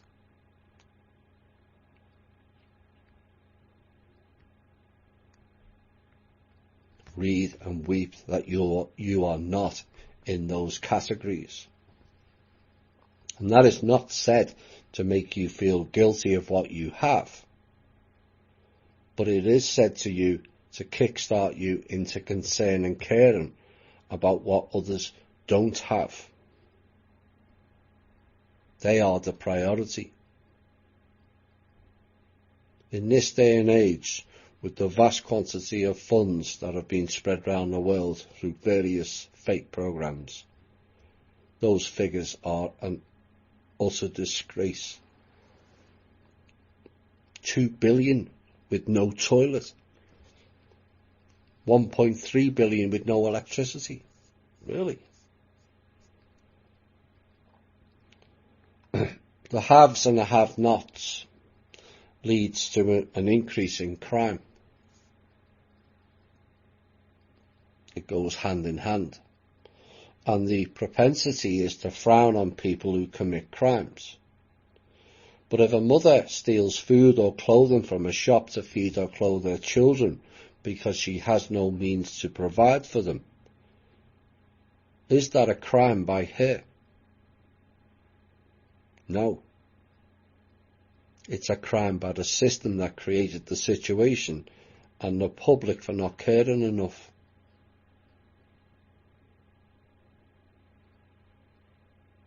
Life is riddled in a fear-based cacophony of noise, and we have various insurance-based expenditures for fear of losing what we insure against. College funds is a form of fear-based insurance that our kids don't fail in life. But kids don't fail in life because they have no pieces of paper called certificates, degrees, doctorates or PhDs. They fail in life if you don't teach them the basics. Personal responsibility, manners, how to be self-sustaining, basic finance, principles, morals, how to care. There are many examples of people going on to achieve great or good things in life without achieving in school. I know, I'm one of them. Einstein, Nassim Haramein, and many in our own group also. Intelligence is one thing, intellect is another. Pensions are another fear-based insurance of having nothing later in life. Is that living?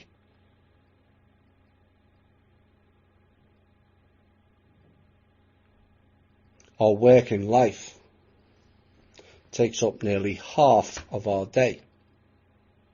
8 hours work, yes, but what about the time preparing for work or commuting to and from? 4, 5, in some cases 6 out of every 7 days. So by the time we get some time off, we're too knackered to enjoy it. Is that living? Working conditions are like sweatshops. Pressure to perform, pressure to deliver and to conform to make the maximum profits for the very few at the top to gorge on. Be it first class flights, expensive cars, clothes, accessories, meals and hotels, whilst you scrape by on $10 to $15 an hour.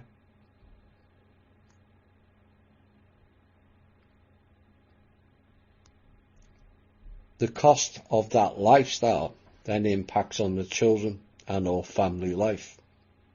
If work takes up 10 to 12 hours a day, sleep 8 hours a day, that leaves 4 to 6 hours a day for time with the children, your partner, friends, extended family, cooking, cleaning, personal hygiene. Never mind research or self-improvement, hobbies or even a sex life. Again, is that living?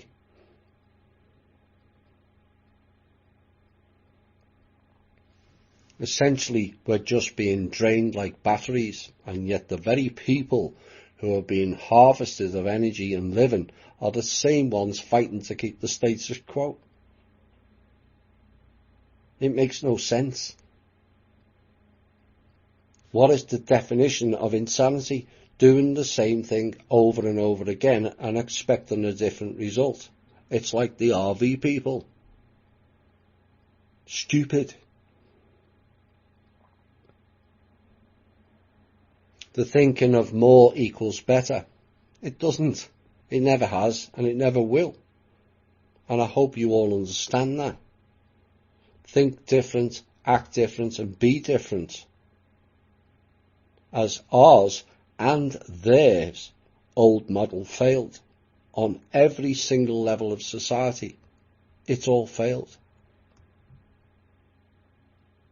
Thinking and acting different and a mindset change is leading from the front. You don't have to be awarded or voted for that position.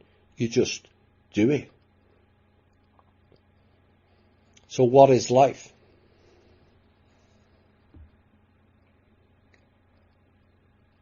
Really, for so many on this planet, they have no life. Existing and getting by is not living. Not questioning or not complaining our life is not what we wanted is an acceptance and consent to what they offer us, which is nothing. And we need to define what we consider as life. Final piece tonight. One of the members asked this week, what is love?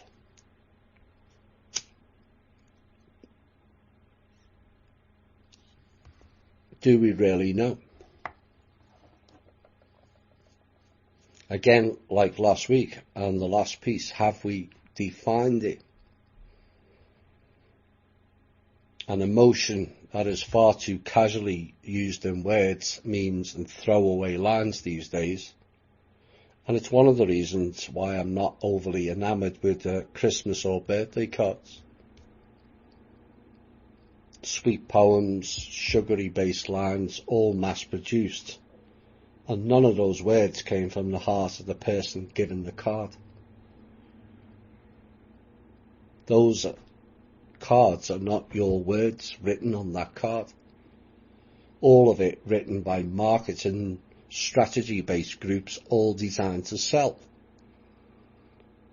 But love is not something you sell or buy. It's not a bloody marketing tool. The definition of what is love and the descriptions of it today really goes nowhere near the real meaning of it, and is often dictated now in a society that's lost its way, with a majority of people who don't care beyond their own bubble world. By bubble world I mean those within their own circle. And yet even in their own circle there's bitchiness, comparative and competitive mindsets, envy, and a desire to have better than the next person. We've all done it.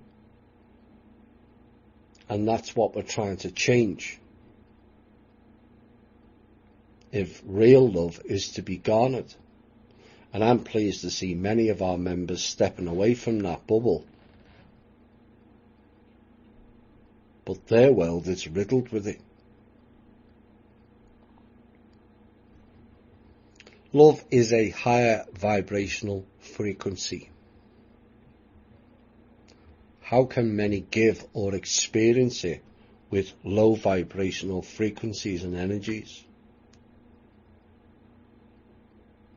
The answer is they can't. So they fake it. And many will not like that statement, but on a frequency level, it's true.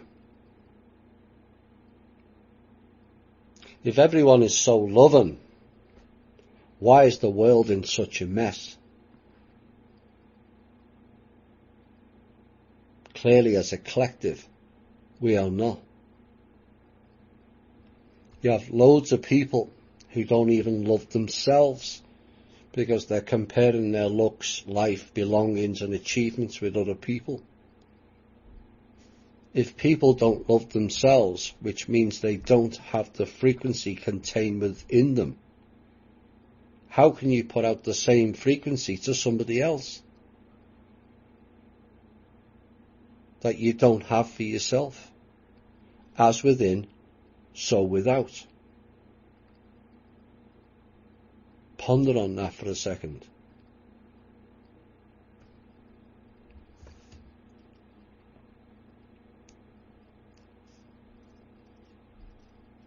As within, so without. The issue is you can't, but you can fake it. You can say it 1,000 times a day and believe it, but love is not words. Words lie. Words are spells. Actions can be staged or faked, but frequencies can't. That's the kicker.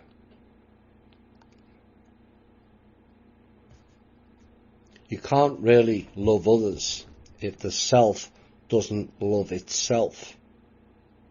It then becomes a projection of love, a false image like the mirror, an archetype of what it means, but it's not real love.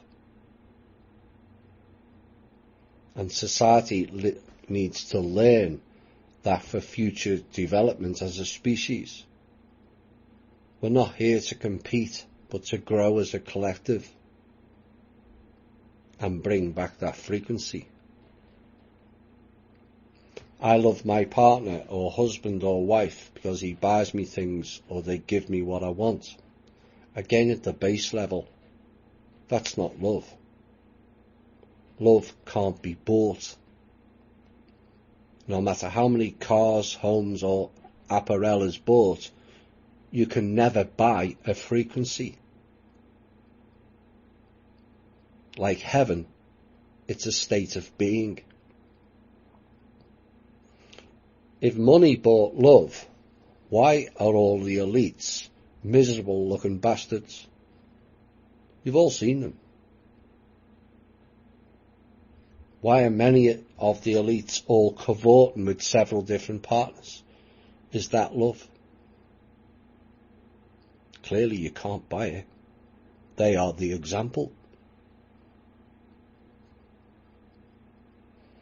Love has become distorted by lust and sex, but just having sex with someone does not make it love. Sex is meant to be a pleasure act, which many do alone, with one partner or several partners before they find love, or so they think. Only for so many relationships to find out once the novelty of the sexual act wears off, their desire to be with that person is not the same. And so many seek affairs for various reasons, some of which are valid, some of which are not, the latter being the higher category.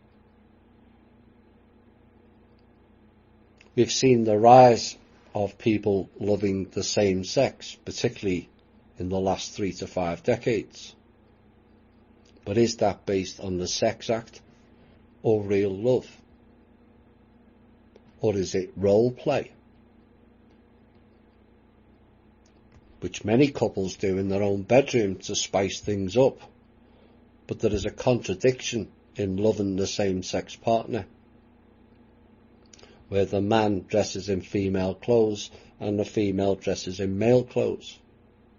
But if lesbians love each other as same-sex partners, why does one play the role of a man?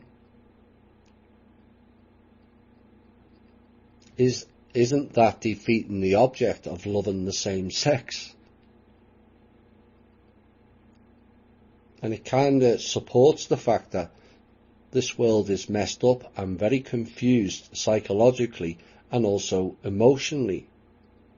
And that is why defining love has become all so difficult. Now, I'm not against same-sex partners. I don't have a say in the matter, and neither should anyone else for that matter.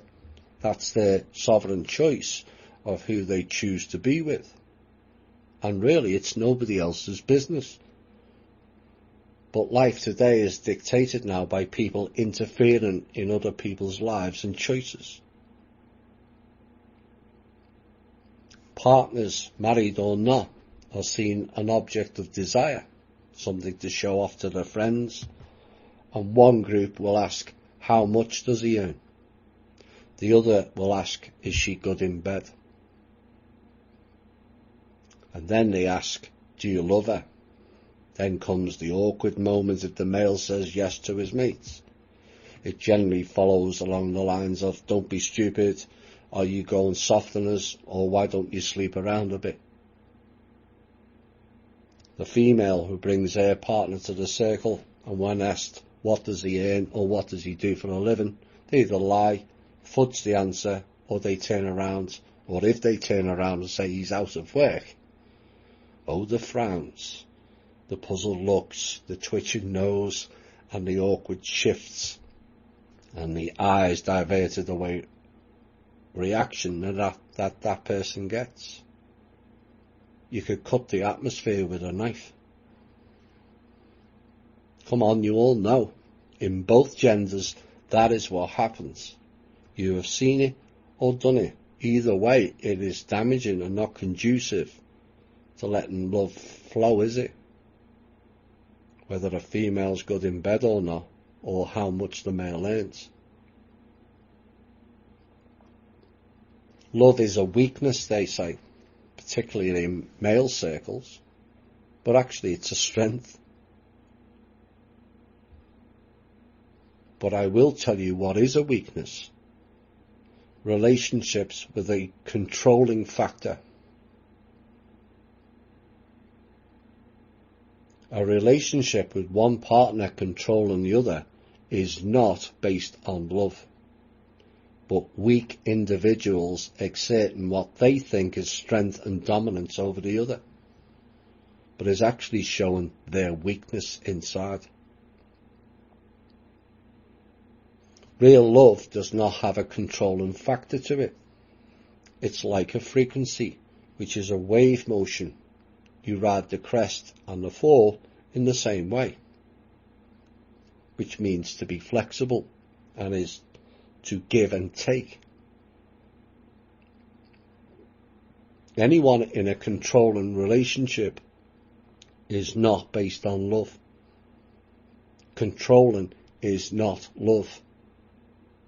They see you as a threat to their perceived dominance and so control you. So what is love? Essentially, it's undefinable or not easily describable. It's a state of being. That is because this world has been tipped into much darkness, negative thought forms, controlling natures, comparative and competitive mindsets mixed with the showing off the trophy aspect based on looks, physique or the size of the covered up parts. It has become largely lost in desires, lust and the fear of being alone, the latter of which keeps many in varying degrees of toxic relationships. That is the base level of it. The higher level, one could say, is where we really lost it. Too few have the real connection to source. That is often faked also, based on the religious construct of what it's supposed to be. But that construct is so far removed from connection to source, it's beyond comprehension. That disconnect done by various means, including our own, is all too similar in the loss of real love here. Both are a frequency, similar in nature and experience. A longing, a remembrance long in the past. It is in essence a feeling, a memory, and an experience all rolled into one blissful moment. Collecting that and bottling it, then bringing it back into this existence and accepting it like a memory code, then describes better of what is love.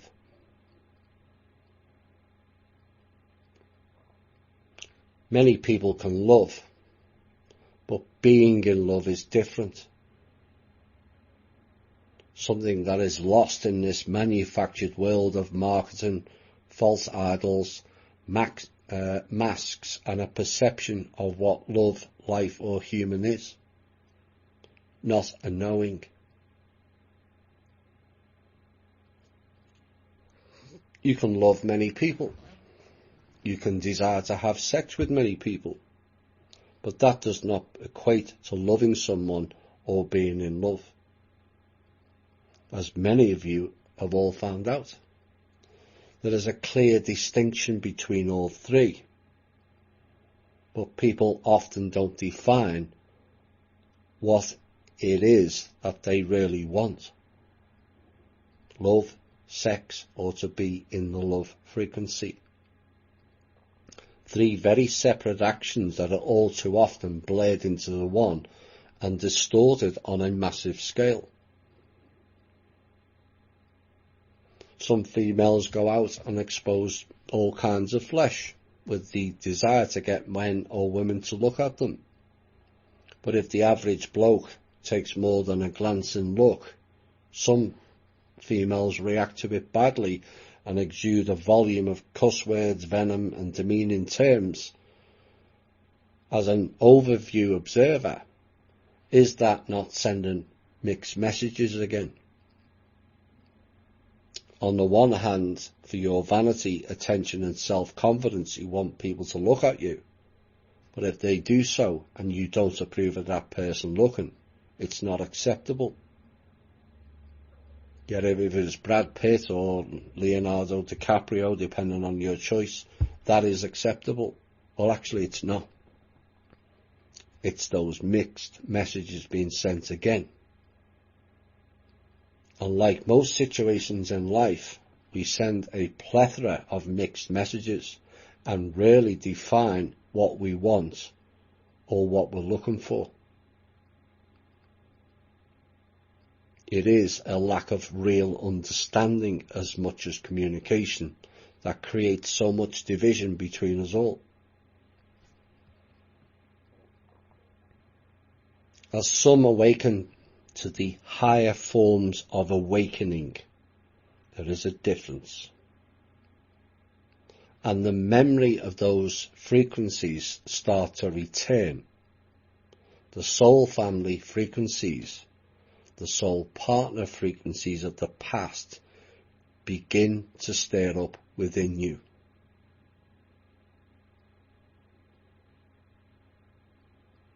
And you might find you may be attracted to people who you've never met in the physical. Under normal circumstances, in the physical, that is desire, a longing to be connected to something or someone, but this is different. It's not necessarily the person that is desired, but the frequency that person emits from a long time in the past. An enduring memory of the all-encompassing frequency that is love.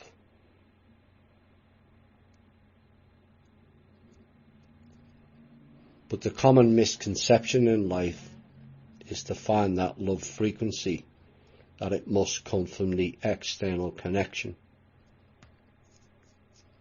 But like everything else, it comes from within. The mastery of the self and the sword makes that connection all so much easier. So what has become clear in these articles over the last 2 shows is we're not very good at defining matters, what is and what isn't. Without that ability or realization to define things, how can you possibly use your innate abilities and manifest a better way or path? Do you know what you're asking for? Throwaway statements like, I want a better life, is not a definition, it's just a statement. You have not defined what that better life entails, or what is human, or what is love. Learn to define. Then throw in your imagination, which brings in manifest, and not magic, but your own inherent abilities that changes your timeline and subsequently your life. Again, it's all in the words. The word fine, originally around the 1200s, meant a termination, end of, and so death. D is to move away from. So to define things, you are moving away from the end and to a new beginning. This has been the Truth, Honour and Integrity Show. My name's Thomas Williams. I'll see you all on Sunday. Bye for now.